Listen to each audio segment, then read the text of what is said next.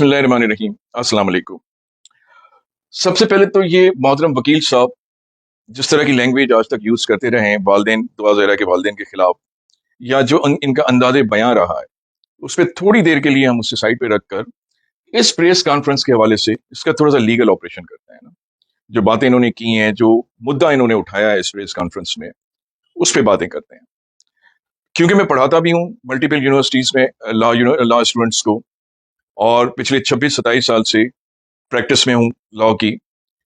तो मुझे बहुत अफसोस ना सिर्फ इन वकील साहब पे बल्कि उस इंस्टीट्यूशन पे, उस इंस्टीट्यूट, उस कॉलेज पे हो रहा है जिन्होंने इनको डिग्री दी है। अगर इनके पास डिग्री है लॉ की, तो मुझे सबसे ज्यादा जो अफसोस हो रहा है ना, उस इंस्टीट्यूट पे हो रहा है। आइए बैठ के इनकी पॉइंट्स पे, जो इन्होंने पॉइंट्स, जो मुद्दा इन्होंने उठाया उस पे वन बाय वन हम थोड़ा सा तबसरा भी करते हैं और उसका ऑपरेशन भी करते हैं।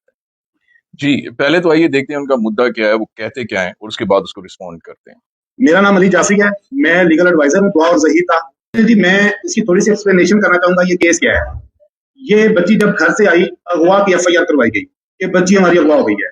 इस तरह के जो मुकदमात होते हैं, जिस वक्त निकाहनामा सामने आ जाए, बच्ची का 164 का बयान सामने आ जाए, पर्चे खारिज हो जाते हैं। ये केस लीगली देखा जाए, जिस वक्त आप में से बहुत से लोग इन चीज से वाकिफ होंगे, जिस वक्त 164 की स्टेटमेंट हो जाए, अब व्यक्ति खुद कह दे, मगविया खुद कह दे कि मुझे अगवा नहीं किया गया, लीगल इसकी तो वही पेंडिंग हो जाती है। जी, ये बात सुनने के बाद मुझे तो अभी भी यकीन नहीं आ रहा कि इन वकील साहब के पास डिग्री भी है या नहीं। अगर है तो I really feel pity on that institution कि जिन्होंने इनको डिग्री दी है। मोहतरम, वो जो 164 के बयान की आप बात कर रहे हैं ना, वो 164 का बयान आपने झूठ की बुनियाद पे लिया था। वो आप मैजिस्ट्रेट के पास उस वक्त लेकर गए थे जब आपने निकाहनामे पे एज लिखवाई थी 18 ईयर्स, और उस 18 ईयर्स को बुनियाद बनाकर वो 164 का बयान लिया गया था, जो कि बाद में साबित हुआ कि 18 ईयर्स नहीं, फिर आप कहते रहे 16 टू 17, और 16 टू 17 भी गलत साबित हुआ। इट्स 15 टू 16, नियर टू 15, जिसे कोर्ट ने इंडोर्स किया, स्टैब्लिश किया कि 15 ईयर्स जो कि माइनर एज है। तो वो 164 की जो स्टेटमेंट थी ना, वो डाइल्यूट हो गई, उसकी कोई हैसियत नहीं रहती है कानून में। तो ये अपनी तस्हीह कर लें इस बात के हवाले से। तो वो जो आपने प्रेस कॉन्फ्रेंस में स्टेटमेंट दी है ना, वो भी गलत बयानी पे दी है, वो स्टेटमेंट झूठ की बुनियाद पे। अब जो चीज आपने झूठ की बुनियाद पे हासिल की है, आप नहीं समझते कि उसी कोर्ट में परजरी का केस चलना चाहिए आप पर? अब सुनते हैं दूसरी बात।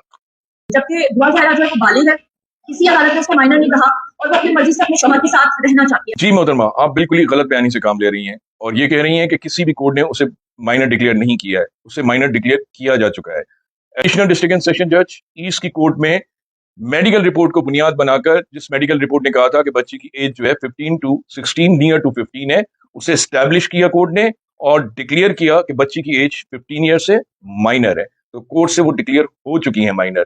ये आपका कहना कि किसी भी कोर्ट ने डिक्लेयर नहीं किया, ये गलत बयानी है आपकी, और प्रेस क्लब में बैठ के गलत बयानी की आपने। और वो अपने शोर के साथ बिल्कुल नहीं रह सकती, उसकी स्टेटमेंट की कोई हैसियत नहीं है। 361 अगर आप पढ़ के देख लें, जिसका हवाला मैंने पहले भी दिया था और अब भी दे रहा हूं, कि सिर्फ और सिर्फ कंसेंट वालदेन का है और स्टेटमेंट वालदेन की होगी, बच्ची की स्टेटमेंट भी नहीं होगी। अब 164 की स्टेटमेंट भी नहीं होगी, ये आप जहन में रख लीजिए। दुआ ज़हरा के ये अल्फाज थे। दुआ ज़हरा ने मुझे बताया सैटरडे को, ये जो सैटरडे गुजरा है, दारुल उलूम मुझसे कहा, शैला रजा मेरे पास आई, उसने मुझे कहा अगर तुमने अपने माँ बाप के हक में बयान ना दिया तो मैं शिया लोगों को सड़क पे निकालूंगी और ये मैं शिया सुन्नी का मसला बनाऊंगी। और आप मीडिया सारा गवाह है, जब दुआ ज़हरा आई है शिया निकले हैं सड़कों पे, शिया निकले हैं। मेरा अपना नाम अली जाफी है, लेकिन चीजें मेरिट के ऊपर देखनी चाहिए। अगर आप कहते हैं मैं कसम खा के कहता हूँ, वकील पार्टी नहीं होता, मैं कसम खा के कहता हूँ, मुझे दुआ ज़हरा ने बताया है कि उसका अपनी फैमिली में किसी के साथ रहा था, पेपाल पे 1.5 करोड़ रुपए तक अभी तक मैं पैसे इकट्ठे कर चुका है। ये दुआ ज़हरा के अल्फाज हैं। शैला रजा की जितनी बातें हैं ये दुआ ज़हरा ने की हैं। हम तो पर्सनली जानते नहीं है दुआ। मेरे काबिल दोस्त वकील साहब, पहले ही मसाइल कम है मुल्क में, जो अब आप लसानियत की बुनियाद पे और फिरका वारियत की बुनियाद पे ये तफरीक पैदा कर रहे हैं और बार बार इस चीज को रिपीट कर रहे हैं शिया सुन्नी के हवाले से। और दूसरी बात, दुआ ज़हरा ने आपके साथ क्या बात की, अगर आप क्लेम करते हैं कि आप दुआ ज़हरा के वकील हैं, और दुआ ज़हरा ने जो आपसे बात की शेल्टर होम में, आप उसके बारे में कसम खाकर प्रेस को बता रहे हैं, पूरी दुनिया को बता रहे हैं, ये आप मिसकंडक्ट कर रहे हैं। क्योंकि क्लाइंट और वकील के दरमियान एक सीक्रेसी होती है, आप ब्रीच कर रहे हैं सीक्रेसी को। वो कराची में इस वक्त चाइल्ड प्रोटेक्शन में है, उसकी गैर मौजूदगी में आप प्रेस कॉन्फ्रेंस में बैठकर उसकी बताई हुई बातों को आप दोहरा रहे हैं और पूरी दुनिया को बता रहे हैं। क्लाइंट ने आपको क्या इजाजत दी, या नहीं दी, क्लाइंट आपके साथ बैठ कर अगर प्रेस कॉन्फ्रेंस करे फिर बनता भी है।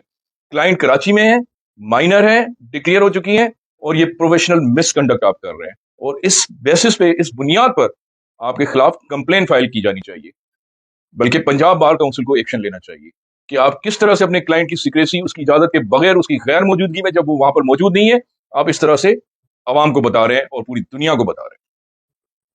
फिर मैं कहता हूं कि आप चेक करें आप वाकई वकील हैं या नहीं है, डिग्री आपके पास है या नहीं है। अगर डिग्री आपके पास होती, मुझे नहीं पता, आप क्लेम कर रहे हैं, तो इस तरह की हरकत ना करते। फिर एक दावा भी उसकी तरफ से किया गया है, सूट फॉर डिक्लेरेशन, जो सिविल कोर्ट में पेंडिंग है, जिसमें मेहदी काजमी और साइमा काजमी, जो मेहदी की मिसिज है, उन दोनों को 6/9 के लिए, 6/9/2022 के लिए नोटिस हो चुकी है। मेरे काबिल दोस्त वकील साहब, सिविल सूट का आप दावा कर रहे हैं, डिक्लेरेशन का सूट फाइल कर रहे हैं, जबकि बच्ची जो है वो कराची में मौजूद है, चाइल्ड प्रोटेक्शन के पास मौजूद है, और आप लाहौर में उसकी गैर मौजूदगी में सिविल सूट नहीं फाइल होता। वेरिफिकेशन करवानी पड़ती है उसकी, कि उसकी प्रेजेंस शो करनी पड़ती है वहां पर, जहां पर सूट इंस्टीट्यूट कर रहे हैं आप, वहां पे उसकी प्रेजेंस होना जरूरी है। तो इससे जाहिर हो रहा है कि आप किस तरह से प्रैक्टिस कर रहे हैं और किस तरह से केसेस फाइल कर रहे हैं उसकी गैर मौजूदगी में। महज ऑन द बेसिस ऑफ वकालतनामा सूट फाइल नहीं होता, सिविल सूट नहीं फाइल होता। मुझे लगता है सीपीसी के आसपास से भी आप नहीं गुजरे सिविल प्रोसीजर कोड के। जब ना 40, 42, 45 साल की कोई औरत जाती है ना दारुल मान, तो वो एक तहरीर लिखी जाती है कि मेरे खामन के साथ हालात ठीक नहीं रहे। अब हुआ ये था कि 21 तारीख की पेशी थी ज़हीर की, 19 तारीख को ज़हीर को कराची निकलना था। जो इसी बयान की वजह से जो राय खुरम उनके पुराने वकील थे वो रिप्लेस हुए मेरे से। उन्होंने अपने मुंशी को क्या दिया, उनके मुंशी ने जाके वहां पे एक दरखास्त लिख के दे दी, जिसमें उन्होंने जो एक मक्खी पे मक्खी मारना होता है वही कंटेंट की मेरे खामन के साथ हालात ठीक नहीं है, मेरे पास कोई आसरा नहीं है, मुझे यहाँ पे जगह दी जाए। उन्होंने उसको दारुल मान भेजा। लेकिन उसके बाद फ्राइडे को मैं उसका वकील बना, हमने 3 उसकी तरफ से एप्लीकेशन फाइल की। एक तो हमने 164 की स्टेटमेंट के लिए फाइल की, जिसमें ये चीज हमने क्लियर कर दी हुई है, ये अदालती रिकॉर्ड का हिस्सा है रिजवान अहमद साहब प्रोटेक्शन मैजिस्ट्रेट का, कि वो जो दरखास्त थी उसको दुआ ने उसको उसका जो काउंटर है वो अपना जवाब जमा करवा दिया। एक नई कहानी कि वकील साहब के मुंशी ने मक्खी पे मक्खी बिठाकर वो एप्लीकेशन फाइल की शेल्टर होम में शिफ्ट होने के लिए, जिसका तस्करा जो है वो दुआ ज़ेरा ने नहीं किया। अगर नहीं किया उसमें दुआ ज़ेरा की सिग्नेचर्स होंगी, और अगर दुआ ज़ेरा को बताए बगैर वो एप्लीकेशन फाइल की गई है तो ये आपने जुर्म किया है। ये उस वकील के वकालत पे बहुत बड़ा क्वेश्चन मार्क है, उसकी लॉ फॉर्म पे बहुत बड़ा क्वेश्चन मार्क है, उसके एसोसिएट्स और मुंशी पे बहुत बड़ा क्वेश्चन मार्क है। आप जिस वक्त कोई एप्लीकेशन फाइल करते हैं तो वो इंस्ट्रक्शंस पे करते हैं क्लाइंट के, अपनी तरफ से नहीं फाइल करते। ये जो कह रहे हैं ना कि मक्खी पे मक्खी बिठाई गई, तो इसका मतलब आप अपनी तरफ से एप्लीकेशन फाइल करते हैं क्लाइंट्स को कॉन्फिडेंस में लिए बगैर। और दूसरी बात आप कह रहे हैं कि जो आपने एप्लीकेशन फाइल की जो कि रिजेक्ट हो गई 164 के बयान के लिए और मेडिकल करवाने के लिए, वो रिकॉर्ड पे आ गई, और वो जो एप्लीकेशन जिसमें बच्ची ने लिखा है कि उसके ताल्लुकात ज़हीर के साथ सही नहीं है, वो अलाउ हो गई, वो रिकॉर्ड पे नहीं आई है, वो रिकॉर्ड पे आई है, आपकी रिजेक्ट हो गई है। तो ये तस्दीक कर ले और दुरुस्तगी कर ले। इस तरह से वकालत नहीं होती, गलत इंफॉर्मेशन स्कैटर करने से वकालत नहीं होती मेरे दोस्त। और फिर प्रेस कॉन्फ्रेंस करके आपके पास लीगल रेमेडीज हैं, आप उन लीगल रेमेडीज को अवेल करें। वकील का काम नहीं है कि प्रेस कॉन्फ्रेंस करके और अपना मुद्दा सुनाए और क्लाइंट्स के कॉन्फिडेंस में लिए बगैर उसकी बातें जो है दूसरों के साथ शेयर करे। बच्ची कोई वहां पे मलिर कैंट के कोई 10 कनाल के बंगले से नहीं आई, 1.5 मरले के 1.25 कमरे के फ्लैट से आई है। मेहदी काजमी कोई काम नहीं करता, ऑनलाइन क्रिप्टो करेंसी का वो काम करता है, जो कि पाकिस्तान में वैसे ही लीगल है। 70,000 रुपए उसकी आमदन है, ये उसकी बेटी के अल्फाज है।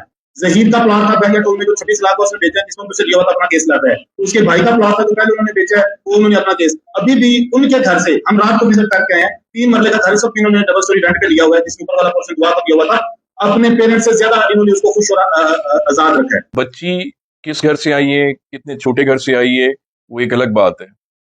आप भी 4 बाय 4 के छोटे से कमरे में बैठकर ऑफिस में बातें ऐसी कर रहे हैं जैसे कि आपसे बढ़ के कोई वकील है ही नहीं। मेरे भाई, जितनी आपकी उम्र है ना, कमोबेश उतनी हमारी प्रैक्टिस है। अगर आपकी उम्र 36 साल या 37 साल है ना, तो 26-27 साल हमारी प्रैक्टिस है। जब आप 8-9 साल के थे ना, तब हम इस प्रैक्टिस में आए थे, एंटर हुए थे। और 4 बाय 4 के कमरे में बैठकर, ऑफिस में बैठकर आप बातें ऐसी कर रहे हैं कि पाकिस्तान के नंबर 1 वकील आप हैं। तो किसी पे फिंगर रेस करने से पहले अपने गिरेबान में झांक लिया करें। दूसरी बात, 26 लाख का प्लॉट बेचा या 26 लाख का उसके भाई ने प्लॉट बेचा, वो सारी अकाउंट डिटेल में ट्रेल आ जाएगी, वो पता चल जाएगा कि वो अमाउंट फुल कंसिडरेशन कहाँ गई।